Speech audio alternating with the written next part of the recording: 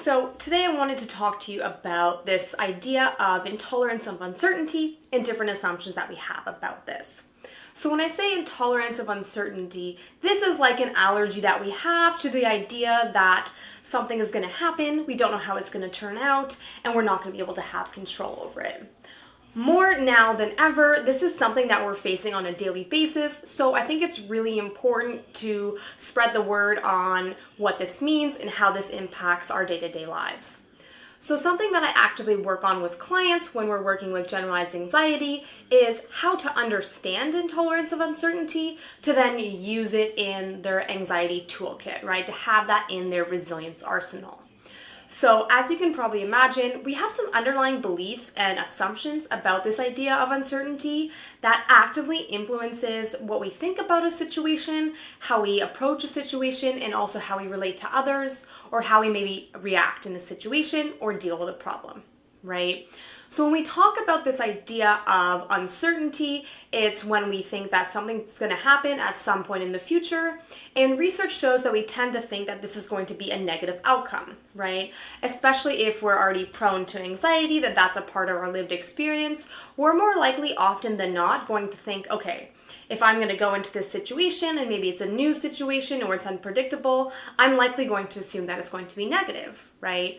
Especially everything that we can see that's happening now in our current climate and the general tone and feel of all the media outlets that we're constantly plugged into on a day-to-day basis, right? So when we talk about this idea of assumptions of uncertainty, we first believe that on some level there's going to be some kind of negative outcome. If there's going to be a negative outcome, we assume in a lot of cases that maybe we're not going to be able to cope with it, right? Maybe we think, okay, I'm either not going to be able to manage my own reactions or my own emotions, I'm not going to be able to have the outcome that I want, or I'm not going to, I don't have the skills to problem solve in a way that's going to get me that result that I want.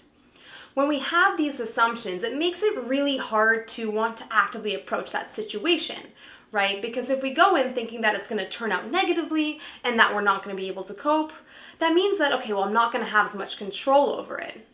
When we enter into a situation where we feel like we're not going to have as much control over it, that naturally brings up a certain level of fear, right? In terms of our emotions. Maybe not the same type of fear as, being chased by a bear down the street and having to escape, fight, flight, or freeze type of fear, but fear on a different level, right? Fear that interrupts, and gets in the way of our day-to-day living, and that can make it really hard to actively want to do the things that we need to get done during the day.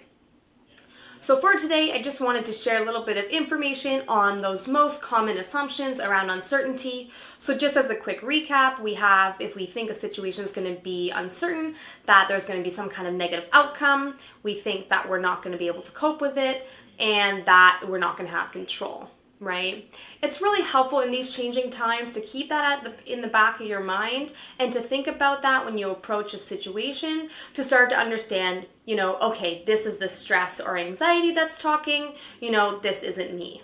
When we can start to tease apart and really recognize the uncertainty that shows up in a situation, it can help us to slow down the process, to remember and to reflect on, okay, I do believe in myself, I do have the skills to cope. How can I slow this process down and create some distance from that anxiety or stress so I can think about, okay, what are some situations that I faced that are similar in the past and what coping skills have been helpful or unhelpful, right?